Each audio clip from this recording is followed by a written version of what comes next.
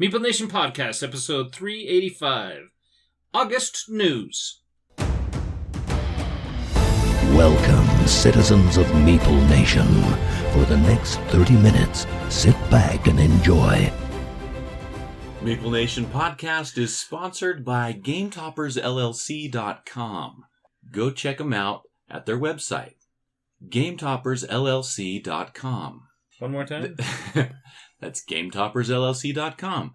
Go check out all of the awesome stuff you can get there. You've got the Game Toppers, you've got the mats, you've got all of the accessories for the Game Toppers, the cup holders, the legs, the dining leaves. It doesn't matter what you want, you will find it, and your game night will be better for it. GameToppersLLC.com. We are the hosts of Meeple Nation. I am Logan Howard. I'm Andy Holiday. I'm Nathan Howard. And I'm Dave Holiday. And this week is Logan August has more information. This week, also in August, you may check out our website, but you can also use it whenever your heart desires.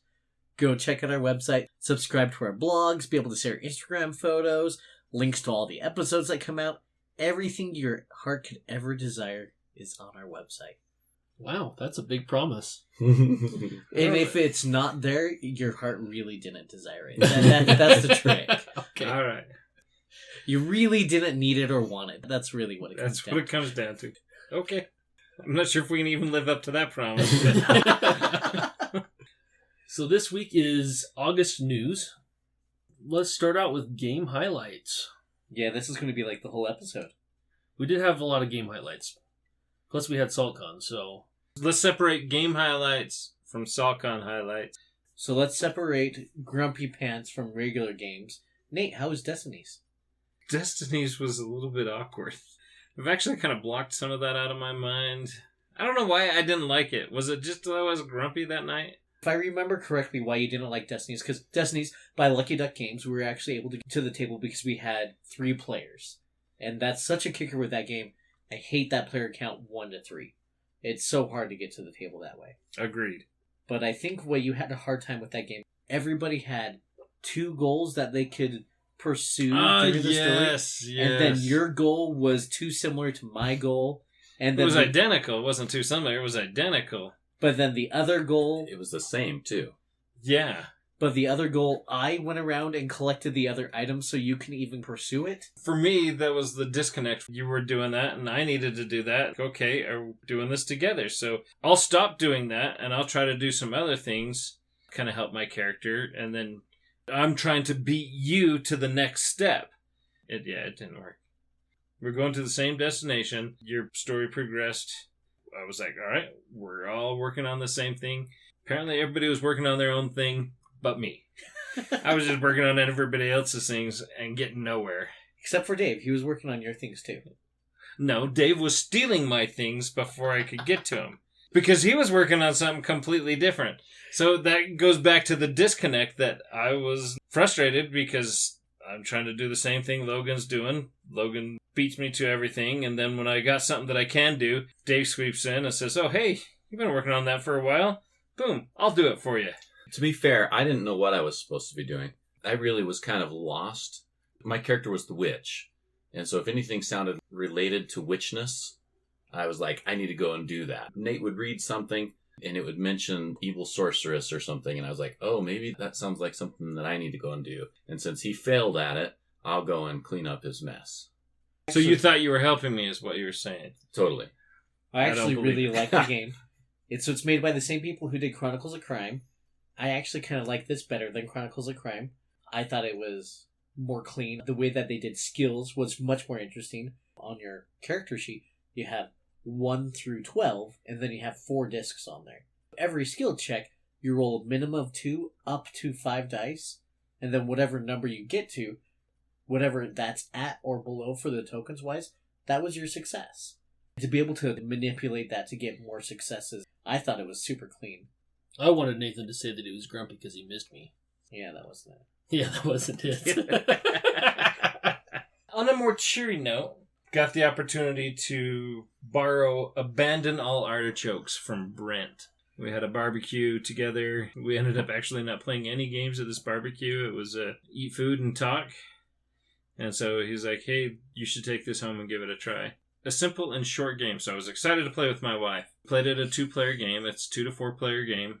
It's what they call a deck shedding game. Everybody starts with 10 artichokes in your hand. You're going to harvest vegetables and play vegetable cards that will compost these artichokes and remove them from your hand. And then if you ever draw a hand at the end of your turn and you draw up to your hand size and you have 0 artichokes in your hand, you win. Really, really simple. And my wife hated it. Oh, I mean, really? she hated it. I'm not sure what the disconnect was. Wait. Did you win? That's a good question. Yeah, I did win, so maybe that could be it. The idea that there was never any way that anybody else was going to get new artichokes into their hand. I mean, I guess if you play the beet card, there's a way you could get... Also the peas. Yeah, no, the peas, you're drawing 2 garden cards. Oh, sorry. Which one is it where you pass 2 cards to the left? That's the... The eggplant. Yeah, so the eggplant will allow you to pass 2 cards to the left. So that's really kind of the only way that you might end up with more artichokes in your hand. She despised the game. Ashley, my daughter, came and visited me at lunch, and so we played it at lunch one day. And Ashley really loved it. Thought it was a great game, had fun. It's available to play on Board Game Arena. Dave and I have played it a couple of times on there, and actually Dave, Ashley, and I have played it on there a couple of times too. Very simple game. And very accessible. I thought it was a ton of fun. But yeah, I was very surprised that my wife hated this game. I mean, she was angry playing this game. Really? Oh my Yeah. gosh! Wow. That's so funny. So for me, I kind of had an opposite experience with that game. I mean, a little bit of an opposite experience. Reading over it, looking at it, I was like, really? Okay. Nate wants me to play this 5-year-old game with him. That's cool. It feels like that. Yeah. But I liked it better than I thought it would. After Brent gave it to me, I was reluctant, thinking the exact same thing. It seems like a very childish game. Then at the same point, I mean, we've played games like Lupin Louie, and we've had a ton of fun with Right. that. I wouldn't put Abandon All Artichokes in the same category as Lupin Louie. I mean, the target audience is not the same. The game is still accessible, that it could easily fit into that category, a game Sure. to play with your kids. I mean, just the accessibility is such a draw normally. Better note, though, my wife not hating a game, we did finish our campaign of Pandemic Season 0. We got a very high score. It was good times. Nice. Someday, when we're through with Etherfields, Descent, Gloomhaven, Seafall... Clank. I did get a chance to play Dune Imperium. Dave, you had read the rules, but then we never played. I was glad that Dennis and Corey showed up the other night because Corey really wanted to play it and Dennis knew how. Corey knew how too, Oh. so they both had played it before. I didn't get to sit in on that one. Hopefully you remember enough that we can recreate it with my rule reading and your experience with the game now. I'm looking forward to it. And I know you had fun, and both Dennis and Corey really loved the game a lot. So You know, it's a fairly new game, and it already has an expansion coming out. Dune Imperium, Rise of... It's either 9 in Roman numerals, or Igs, or X, or... If I read the books, which actually it is the next series on my books to read. I have 2 more books to read in the Jack Reacher series. Dune is the next one on my series. Maybe I'll have a greater understanding on the Rise of Ix. Or 9. Ix. Ew, ick. I don't know. I don't know either, but The movie was better. the movie was better. Wow. The Dave, movie's we want never people better. to like us. The game was great. I look forward to playing again. It's one that I would like to try. Now that you guys know how to play, you can share your wealth of knowledge and teach Logan and I how to play. Because we played Nemesis while you guys were playing Dune Imperium. I was in Nemesis with you. What were you? What were you playing? Don't you remember I'm the one Yeah, who he's the was one that sabotaged? over and- That's right. I he's was the one that was sabotaged by the captain. You're the one that made Over Logan and over. lose. The only one. Although I wasn't the one that lose. Because Losed? yes. No one asked you. Nathan Tenney was able to come down. Correct that so I can leave it in there. I wasn't the only one that lost. No, you should leave it all in there. Yeah, leave all that in there. So Nathan Tenney was coming down for SaltCon. He had to come a night early for volunteer orientation, whatever it was. So he was able to come to game night with us. Played Nemesis. We got plenty of players. We split into 2 games, so Nathan can play Dune. We can play Nemesis. Longest, nicest game of Nemesis ever. But he actually also lost. His goal was to have somebody die that wasn't me. So he survived but didn't win. The whole premise of the game, it was a super long game. We were out until like 2:30 in the morning, right before SaltCon, which is stupid. Was it epically fun? Yes. Was it stupid? Yes. It ruined the whole weekend. I was so tired the whole weekend. Because I couldn't leave, because I guess I could have made one of you move, but Andy was parked behind me, Logan was parked in front of me, and why did it matter if I was parked in front of you? I guess it didn't matter that you were parked in front So it of was me. Andy's fault. It was 2:00 in the morning. That's why it mattered. That's why it mattered, yeah. David and I, we were stuck in this merry-go-round of going in and out of the escape pod, and then we get in the escape pod and have the moral dilemma, should I abandon my friend? No. And then get pulled out, and then the exact opposite. I ended up dying, then David ran away to go into hibernation. Bravely ran away. Mm-hmm. I think we both won because of our loyalty to each other. Yes, that's how friendships get made. Oh, that's a tender moment. Except for Do you have special music you can edit in there? Maybe. Maybe the sound of a small violin. Where we sad about our friendship? No, Well, the friendship that I made and he died. because of the friendship that he made. Gotta pick better friends. I guess Logan's gotta pick better friends since he's the one that died. It was a good game of Nemesis. We haven't played it for a while, so it was good to get it back to the table. Hopefully we won't wait so long until next time. Yeah, I had fun with it. It was good times. That was your first time playing it, right? No, that was my second time playing it. I played it at SaltCon a couple years ago. That's right. One of my game highlights, I got to get the new expansion for Quacks of Quedlinburg Alchemists to the table. And I loved it. I got my copy. I'm looking forward to playing it too, so...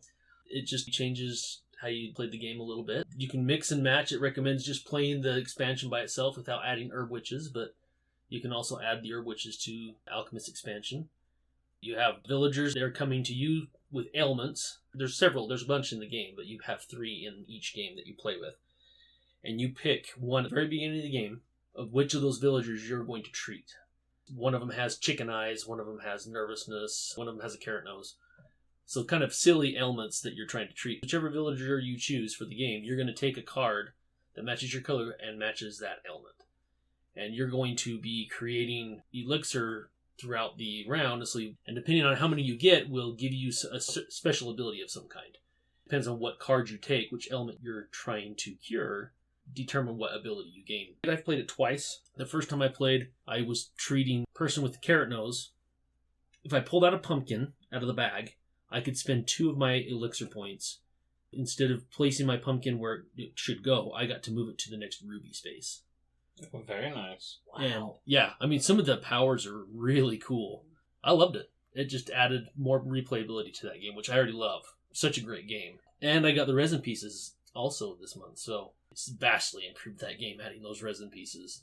They've been awesome, because I remember when print was skewed and off. Yeah, that and was when for you were my... punching all your stuff out. Yeah. And so you emailed them, and they were great at quickly getting it all replaced for you. They did. It was every single punch sheet was printed just slightly askew. They gave me all new punch sheets.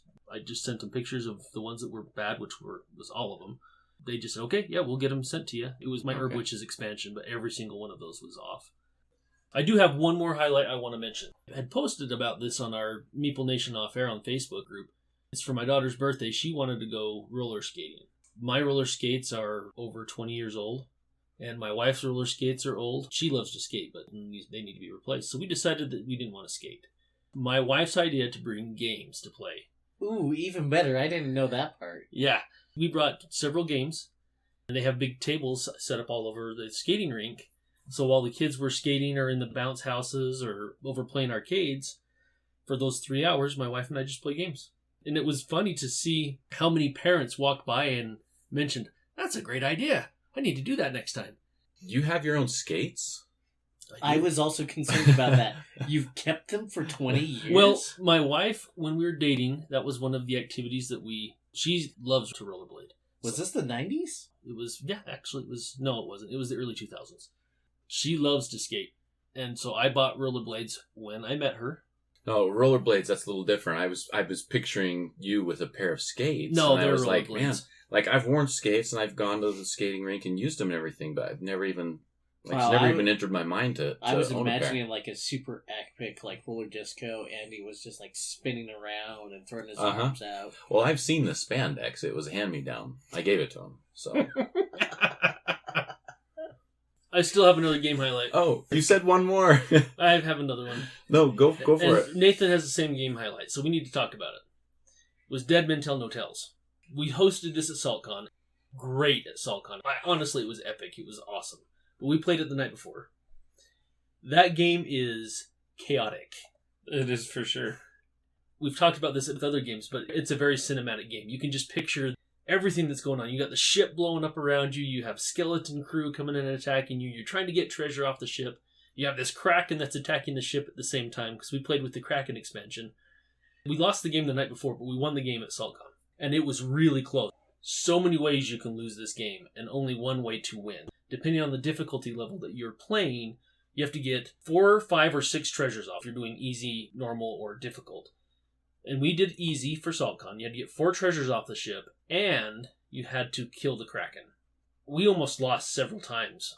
It is a chaotic game, and there's so much to do, so much going on, which is, for a co-op game, I love, because it's not, well, on your turn you have to do this, on your turn you have to do this. There's so much to do and so much to mitigate. Honestly, by the time it gets to your turn, there's so many things you got to do anyway. I love it as a co-op game. We killed the Kraken. We got the treasures off, and everyone has to get off the ship. You have to all get off the ship before it explodes. Right at the tail end, we had all the treasures. We killed the Kraken, so we were all trying to get off, and all of a sudden, barrels started exploding. Whenever a barrel, a powder keg, explodes, it doesn't explode the room, but it moves you up on the explosion track. And if your explosion track gets up to the skull and crossbones, you lose. The ship sinks. It explodes completely.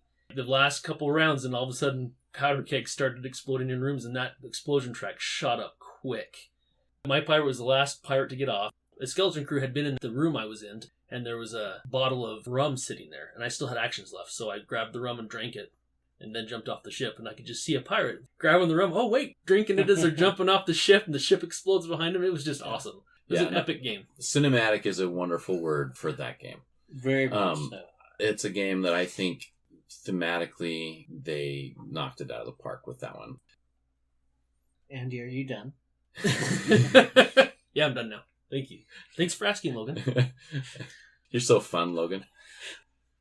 My highlights, really, all I can think right now is SaltCon, because it was awesome. Let's jump into it then. Well, there's one other thing I did want to mention. I was looking at my app. I played a lot of games outside of SaltCon. I think I ended up with 48 games for the month, which That's is pretty impressive. good. 38 games, 48 plays. So I played 38 different games. 23 were new. New games to me are always awesome. I got to play 6 games with my 6-year-old Briggs. Most of them were Lupin Louie. He kept sniping me. He worked me. I won once out of all the times that I played with him in that. So that was a little frustrating. So he's grounded, though. Won't happen again. That's what happens when you beat Dad. Yeah. Anyway, let's talk SaltCon. You're talking Lupin Louie. Let's continue with that. At SaltCon, we plan to do an 8-person tournament. Lupin Louie is a 4-player game. However, there is a 3D print out there. If you have a second set of Lupin Louie, you can expand that. So it's actually 8 paddles, 8 sets of chickens. We posted this event that we were going to do this Lupin Louie tournament. It had James print us some chicken trophies. We got those painted so that we had a first, second, and third place chicken that we could provide. And we had 24 people show up for our 8-player tournament. We did 3 rounds of Lupin Louie, 8 players each. That was a blast. People were loving it. We had several people that were walking by and would say, hey, do you want to stop and play? Give this a try. You had kids there that were playing that and loving it. And then the kids would play it and leave. But the adults, especially the ones like Logan, would pull in. They would sit there. Val from Nug, he sat there and he played 3 times because he's like, this is great. This is fun. Where's this game been? This simple little game, and it turned out to be a lot of fun. Lupin Louie was definitely a victory, and our friend Adam on Facebook, he documented his trophy so it was real and could never be taken away from him because it is now on the internet. You can look for Adam on Facebook and see his trophy. So we also got to play Pirates Mark again. This was a great game that was sent to us, and 14 players with the Purgatory expansion. pirate game where you're wagering your wit or your skills against the pirate to your right. There's a pool of cards out there. There's a number of pirate marks for each player -1. I bet I can flip over 5 cards. And then the player to my left is locked in, and they can only increase that amount. However, everybody else around the table can call my bluff. By the way, I think is one of the best things about that game. If you're paying attention, that number's getting kind of high and it's getting close to me. I better call somebody's bluff, even if it gives negative. Exactly. And then if you're not paying attention, you're just like, bull crap. You can't call it. Oh. Flip over the cards. Some of the cards will cause you to draw other cards, or sometimes they will even get you out of drawing extra cards. It was a very fun, very simple game. We had 14 players for that. Pirates Mark. That was a great game. This is one we played at Hug a MeepleCon, and I definitely think it's funner with a higher player count. Oh, for sure. We tried it ourselves with just the 4 of us, and it kind of flopped. Then we tried it at Hug a MeepleCon. Much better experience. Yeah, for sure. Number 9. How was that? I still have never played. You still haven't never played? Whenever it comes up, I'm just playing something else. Ah. So we played 8-player number 9. It's a 4-player game again. It's like Scarabia. Just expand that by just buying another copy. We had 2 copies of the game set up. People would just play simultaneously. So we'd flip over the stack of cards, and then that card would affect all 8 players. So the numbers are composed of squares that are laid out to represent numbers 0 through 9. Any tile that's touching the table gets 0 points. Second layer is face value. Third layer is 2 times face value, etc. And you have to cover at least 2 different tiles below it, and you can't cover any holes. There's a lot of challenge in the game, but a very fun, simple game. And so that went really well. Play that with 8 people. I think that's something that we'll probably try again SaltCon next year. I love games like that you can add player count by just another copy. Especially because we've been running into so many player count issues lately anyway. Being able to expand like that easily, or it doesn't drastically increase the amount of game. Exactly, yeah. One thing, though, about this game at SaltCon, 2 of the players, at least, scored ridiculous amounts of points. I've only played the game a couple of times. I didn't come anywhere close to what they scored. They were in the 160s, I believe. What? Blew my mind. When they were sharing scores at the end of it, I heard 168, and I was like, wait, what? Holy moly. And I was looking at their boards, and their stuff was tight, compact, and high. And the 8 didn't come out until right at the end. 8 clear up there on top. It was nuts. 2 people, I think it was 160 and 168 were the top 2 scores. So congrats to you guys. That was phenomenal. How was Camel Up, Dave? Camel Up's always great. I love Camel Up, so I really enjoyed teaching it. Several of the people who were there had played the old Camel Up. Without the cool dice tower? Yeah, that's all that I thought was new. I've never played the old one. This was kind of like a reprint or whatever, right? I assumed that that's all it was.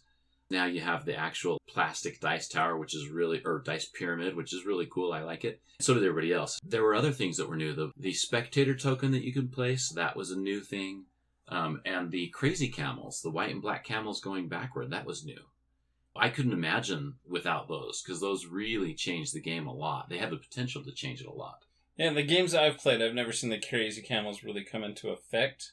From what I heard, it was a major play in that game. Yeah, they carried away 3 camels right at the end. And then everybody was like, okay, that one's going to win. Start placing bets. And so it ended abruptly that last round. But it was fun. Everybody seemed to enjoy it. In fact, everybody was like, oh, that's lots better than the old one. I got to go and look for that. It was good.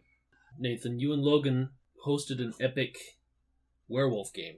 For us, it was the biggest werewolf game we had ever hosted.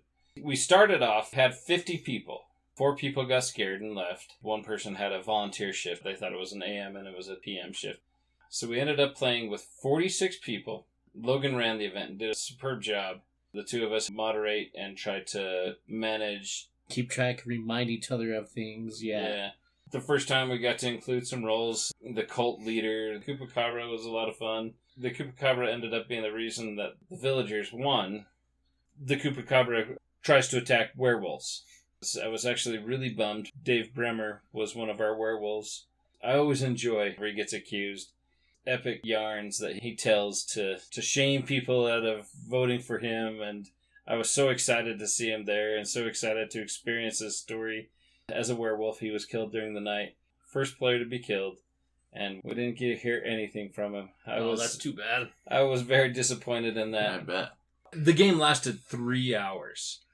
I had an over-under with Debbie from Hug. She's like, it's going to go over 3 hours. I was like, maybe. I should have taken her up on it, because we finished at 11:59. Most everybody stayed to watch and to observe, which was great, because this is one of the few times that people that were eliminated just were quiet and watched. There wasn't any, oh, you're the werewolf or anything like that, which was superb. Friend Doug, he was able to bring his daughter Amber Lee to SaltCon, and it's her first time that she's come to something like this, and she had a blast playing the game. I was talking to him about it later. It's almost like a rite of passage to be able to play a game like Werewolf at a convention, because how often do you get 50 people together to play Ultimate Werewolf? So I'm excited. Spring, we should have the new Kickstarter version. Should be fulfilled by then. By spring, we should have that version, which changes the game a little bit. Looking forward to that, though. So speaking of Dave Bremer, he and his wife Tammy, I got to play Time Bomb with them. The better Dave. He and Tammy signed up to play Time Bomb. So this is my first time playing Time Bomb. As far as hidden role games, I actually really enjoyed it. It's fast, which was great. It's not like you're necessarily trying to figure out, I mean, you are trying to figure out who the terrorist is, but it's not, you don't have to figure out who the terrorist is.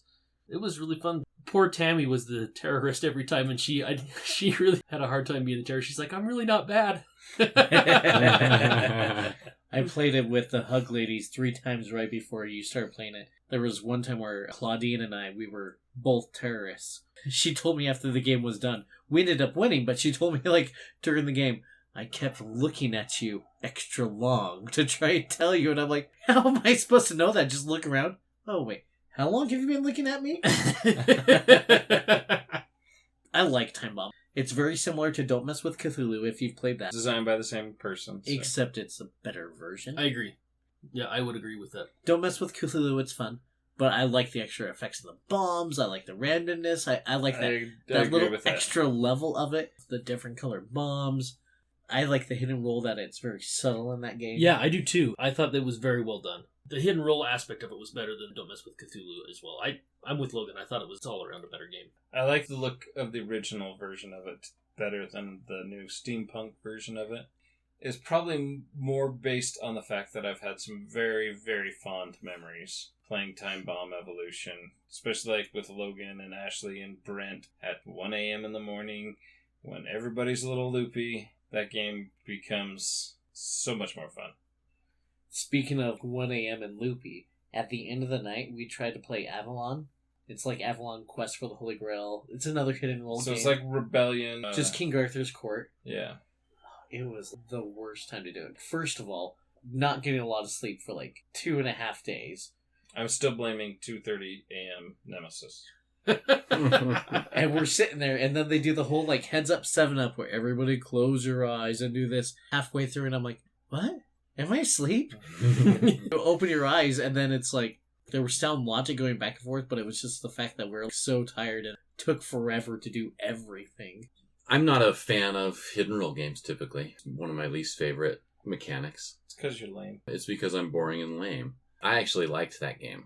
I like some of the hidden roles that they added with this new version. Yeah, it was pretty good. As far as those games go, I thought it was pretty good. Although I did feel really bad for Dennis. He hates them all the time. Super late. He was sitting at the table with us when they were, well, you guys want to do this? And, okay, yeah, let's do it. Dennis, just play with us. And he's like, I hate these games. And he's like, it'll be just quick. play, it'll be fun. And then it was like an hour. Yeah. And it wasn't fun for him. He ended up being one of the horrible people. Bad guys, evil guys, whatever you want to call them. For him in that game was even worse than had he been one of the good guys. Yeah, I felt bad. But I had fun, though. We did get to play Lords of Vegas with the Hug Ladies. Yeah. We've been wanting to do that with them for a while. You still have to play it, Nathan. Logan, you both still need to try it out. It was interesting. I would like to play it with maybe 4 or 3 players instead of the 6 that we had. Monique was saying that it was much better at 3 or 4. I taught a lot of games at SaltCon. A lot of them weren't us officially hosting those games, but it was fun to do a lot of teaching of games. That's what's always great about SaltCon is that we get a chance to actually catch up with some of those games that we've been wanting to. Exactly. It's like the excuse that we played Nemesis. Well, I mean, we played it like 2 times in 2 days, basically. it's an excuse to bring out those types of games. It's going to take a longer time. We actually have the time to be able to do it now. Yeah, I taught Marissa from Hug. I taught her Tiny Towns, and I got to teach Doug Reavers of Midgard, him and his daughter, and then Kyle. How was Juicy Fruits? Juicy Fruits was fun, actually. I really liked that mechanic of shifting the border. Yeah, it's kind of like a puzzle, honestly. Yeah. I think it's a game that my wife would enjoy. It's not complicated, but it is very puzzly. Moving things around and shifting things around and trying to optimize as your fruit is shifting on your island to optimize how much fruit you get and how many squares your fruit is passing over so that you can gain that fruit to purchase to either fulfill the orders of the ships around your island or to purchase stuff in the market. Really kind of a cool game. I got to play a game that we played here together, and I think all of us really enjoyed it. And I got to play it twice there at SaltCon. I'm glad about that. It's a Wonderful World. I really enjoy that game. I've enjoyed it when we played it here. I wanted to play it again. Dennis was able to buy a new copy in the big box, and we got to teach it to a couple of people, teaching it 2 separate occasions. It's fun both times. It was awesome. I really enjoyed that game. Did I say it was fun?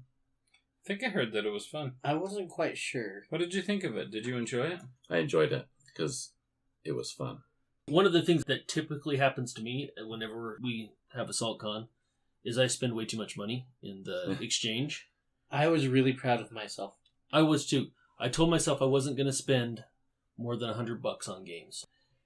I wasn't necessarily proud of myself considering that I spent that $100 the night before SaltCon started. On the Facebook group for the Utah Board Game Exchange, there was a guy that was going to be at SaltCon, and he threw his games out there that he was going to throw in the exchange. He threw them on that group to begin with. He was selling the Kickstarter version of Tidal Blades.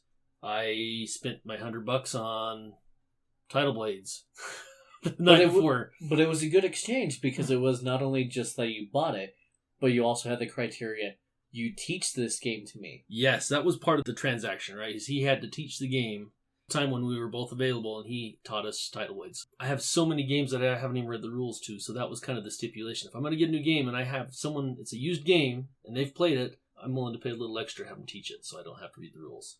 So I took a bunch of games from the Shelf of Shame, hoping that we would play them and find somebody who could teach them to us. Yeah, I brought them all back unplayed. Hey, I heard somebody offer to teach you paleo, but you're like, I'm tired, I want to sleep. Yeah, well, they offered that at 1:30 in the morning after a day that some fools played Nemesis until 2:30 the night before. You're going to get that. So, are you saying that was too late to play Nemesis? I'm not sure exactly how you feel about this, Nathan. That's SaltCon. If you want to game with us at all, we'd love to have you come up to SaltCon Spring. We're also going to BryceCon, which is by Bryce Canyon National Park. That appears to be already sold out, so if you didn't get tickets for that, that's a bummer. Yeah, that's Congrats, crazy. Will, on getting the last ticket. SaltCon Spring will be happening March 3rd through the 6th. It's a 4-day event. Run a lot of the same games that we ran this time, and we will also run our game show, which we haven't done for 2 years now. We're excited about that. I always have a ton of fun with just doing the game show. We'll be doing Werewolf again, and hopefully we'll bump that number even higher. Hopefully, we'll be able to get a chance to play with people we haven't played with before at BGG-Con, too. BGG-Con's coming up this year. We'll get the chance to play some games because we won't be hosting anything there. Hopefully play some of the games off the Shelf of Shame from the gaming library. Super excited about BGG-Con. I've been wanting to get back to Texas for a long time. Well, you won't see any of it. That's fine. I'll be there. Oh, okay. So, It just refills your soul. right. But on that note, if you are closer to BGG-Con than SaltCon and haven't been able to come and play with us there, we would love to meet you and play with you in Dallas. I will even give you a participation award for helping Nathan with his 10 for 10. Give you some participation tokens, huh? Probably should mention a couple of new games. G.I. Joe deck building game is available for pre-order now. I'm pretty excited about that from Renegade Games. It goes along with the Transformers one. Some of my childhood memories all wrapped up there. Also, something else is new is this Echoes series. So there's games like Unlocked, Exit, Deckscape games, but this new series called Echoes. Echoes the dancer, Echoes the cocktail. It's a mystery game where you're trying to unravel the mystery. pretty excited about those. Ordered those. Also, World of Warcraft, Wrath of the Lich King, which is pandemic style, but wrapped up in the World of Warcraft world. To see how that changes. Hopefully it's not just a slap the sticker on pandemic. Some of the mechanics of pandemic, well, obviously some of the mechanics I like because I've played all the legacy versions, and I have most all of the other versions of pandemic. Merchants of the Dark Road, that's also one that looks pretty good. Drawn to Adventure is a cool campaign roll and write. That one actually has me really excited. When I first saw the concept of the roll and write, I thought it was really cheesy, and I didn't think I was going to like them. But so far, I've really liked the ones that I've played quite a bit, and this one looks epic. I'm excited for this one because it's campaign, Yes. except one that we could easily finish campaign. You have 6 map campaign-esque, I want to say. You level up your character and everything, but it's after those 3 plays, the game's over, who has the most treasure wins. That accessibility where we can just sit down and, oh hey, let's do this real quick for 20-30 minutes, however long it takes. I do want to also mention a game on Kickstarter that looks pretty cool, too. Earthborn Rangers. Earthborn Rangers is a customizable cooperative adventure card game. That's really all I need to hear to be excited about it. It's a customizable adventure card game. The co-op part, that's cool, too. Not always my favorite. Sometimes they do it great, sometimes they don't for me. But a customizable adventure card game, I'm excited about it. Pretty cool. The art on it, it's not the typical art that I love. It's unique. It's in a future setting in the wilderness. I don't know. It just looks pretty cool. So kind of a future dystopian feel to it. Right. I think the Kickstarter just ended, but you may be able to still late pledge. Well, we had lots of fun. It's been a fun month of gaming. Hopefully the summer finishes strong. Until next time. We'll see you catching up on the news.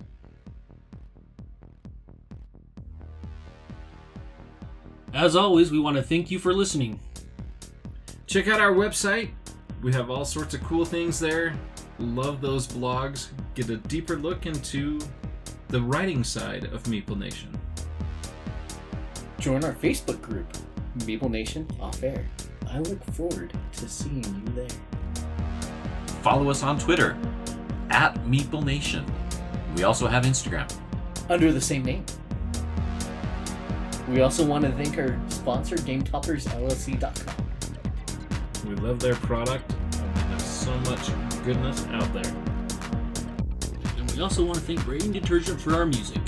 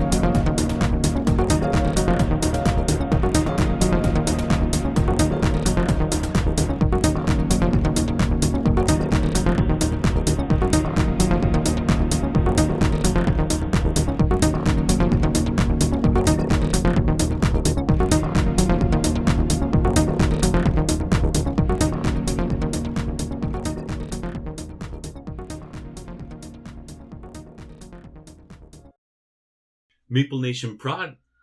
Yes, yes, yes. Man, I'm getting worse at this. Airtime. Airtime. Airtime. Way worse. Airtime. I'm in holiday.